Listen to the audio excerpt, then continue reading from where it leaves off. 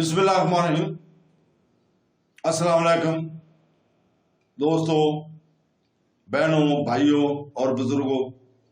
اس تعلیمی اور معلوماتی ویڈیو میں ہم جانیں گے کہ اسلام والدین کی اہمیت کے بارے میں کیا تعلیم دیتا ہے اور اللہ ان کی عزت و تکریم کے بارے میں کیا کہتا ہے۔ اسلام میں خاندانی رشتوں کی اہمیت اور اپنے والدین کے ساتھ مضبوط رشتوں کے بارے میں مزید جاننے کے لیے ہماری اس ویڈیو کو پورا دیکھیں اور اپنے اہل و عیال اور دوستوں میں اس کو شیئر کریں تاکہ وہ بھی مستفید ہو سکیں۔ تو دوستوں، اللہ تعالیٰ ہمیں حکم دیتا ہے کہ ہم اپنے والدین کی عزت اور ان سے محبت کریں، ان کی عزت کریں، ان کی رائے کا احترام کریں اور ان کے ساتھ محبت اور نرمی سے پیش آئیں۔ اللہ تعالیٰ قرآن مجید کی سورہ النساء آیت نمبر 36 میں ارشاد فرماتا ہے کہ اللہ کی عبادت کرو، اللہ کے ساتھ کسی کو شریک نہ کرو اور والدین کے ساتھ اچھا سلوک کرو۔ اللہ تعالیٰ نے سورہ بنی اسرائیل کی آیت نمبر 23 میں مزید فرمایا، تمہارے رب نے حکم دیا کہ تم اس کے سوا کسی کی عبادت نہ کرو اور والدین کے ساتھ اچھا سلوک کرو۔ اگر ان میں سے کوئی ایک یا دونوں بڑھاپے کو پہنچ جائے تو ان کو غصہ، حقارت کا اظہار نہ کرو اور نہ انہیں ڈانٹ ڈپٹ کرو، ان سے ادب سے بات کرو۔ ہمیں صرف اپنے والدین کے لیے وقف ہونا چاہیے کیونکہ وہ ہماری زندگی کے ہر مرحلے میں تقریباً ہر چیز میں ہمارے ساتھ رہے ہیں۔ اسلام کے اہم ترین پہلو میں سے ایک ہے والدین کے لیے محبت اور احترام۔ اللہ تعالیٰ ہمیں حکم دیتا ہے کہ ہم اپنے والدین کے ساتھ حسن سلوک کریں۔ اللہ تعالیٰ نے بہت سی آیات میں ہمیں والدین کے ساتھ حسن سلوک کرنے اور ان کی بے عزتی کرنے کا حکم نہیں دیا ہے۔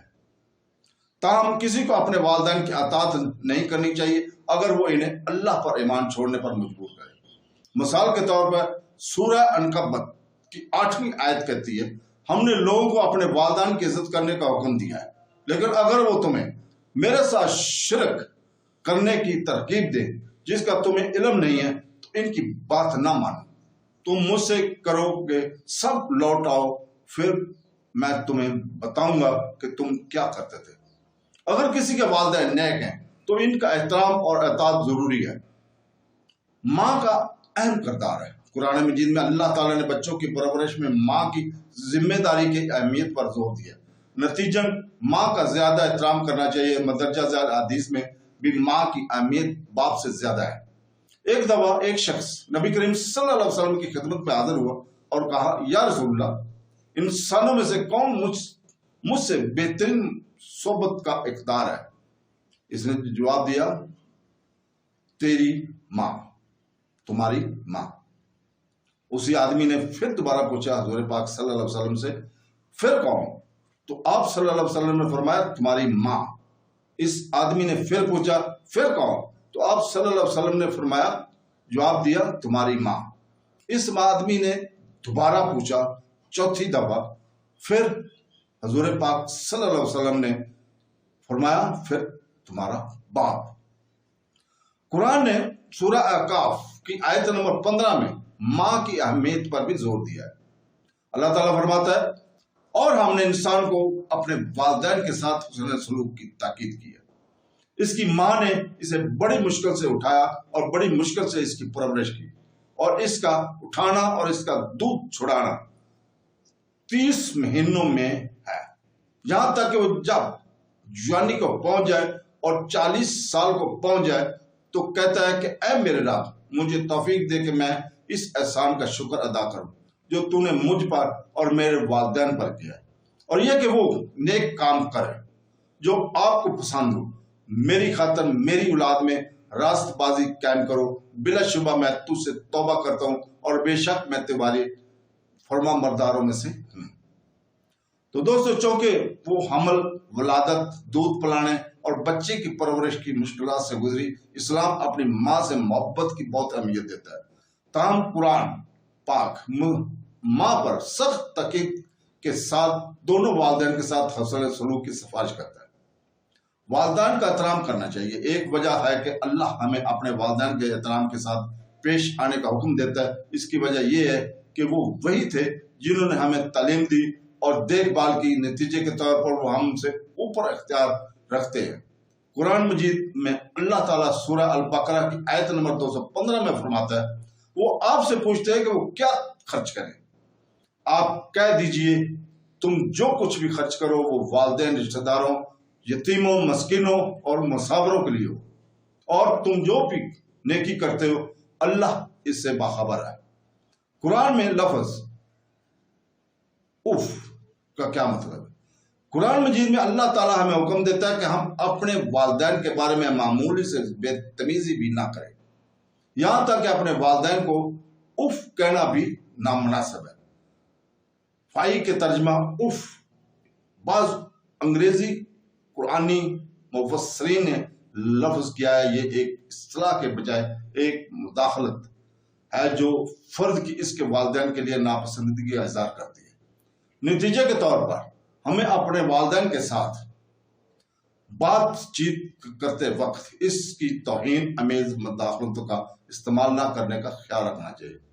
حضرت موسیٰ علیہ السلام اور قصاب، حضرت موسیٰ علیہ السلام نے ایک دن اللہ تعالیٰ سے درخواست کی کہ جواب میں اللہ تعالیٰ نے اسے کسائی کی دکان پر جانے کا حکم دیا۔ جب وہ پہنچا تو اس نے دیکھا کہ ایک نوجوان گوشت بیچ رہا ہے۔ رات ہوتے ہی وہ گوشت لینے نکلا اور گھر چلا گیا۔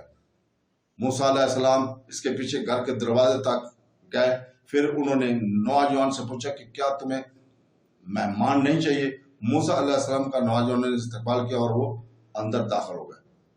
پھر انہوں نے دیکھا کہ نوجوان کھانا بنا رہا تھا اور شخص ایک بوڑھی عورت کو اپنے پاس لے گیا اور اسے تیار کیا، نہلایا اور کھانا دینے سے پہلے اسے غسل دیا۔ موسیٰ علیہ السلام کو سمجھ نہیں آئی کہ بوڑھی عورت کیا کہہ رہی ہے۔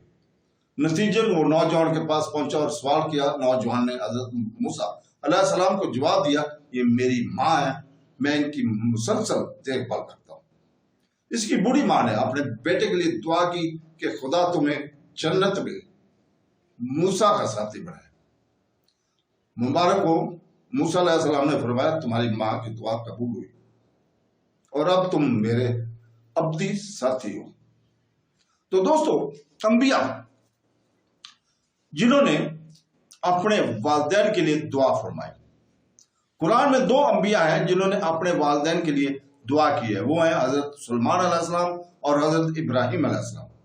سلیمان علیہ السلام قرآن پاک کی سورہ انبیاء آیت نمبر 19 میں اس کا ذکر ہے۔ تو وہ سلیمان اس کی بات پر ہنستے ہوئے مسکرائے اور کہا، اے میرے رب، مجھے توفیق دے کہ میں تیری اس نعمت کا شکر ادا کروں جو تو نے مجھ پر اور میرے والدین پر کی، اور ایسا نیک عمال کرنے کی توفیق عطا فرما جو تجھے پسند ہو اور مجھے قبول فرما۔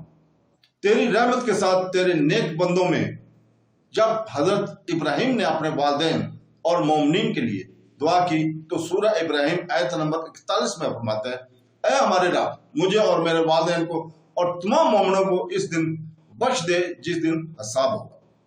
یہ دعا حضرت ابراہیم نے اس وقت کی تھی جب وہ کافی بوڑھے تھے۔ نتیجے کے طور پر یہ ظاہر ہے کہ اس کے والدین دونوں متقی، عیسائی اور توحید پرست تھے، اور جس شخص کو اس نے باپ کہہ کر مخاطب کیا وہ اس کا حقیقی باپ نہیں تھا بلکہ اس کا چچا تھا جس نے اسے پالا تھا۔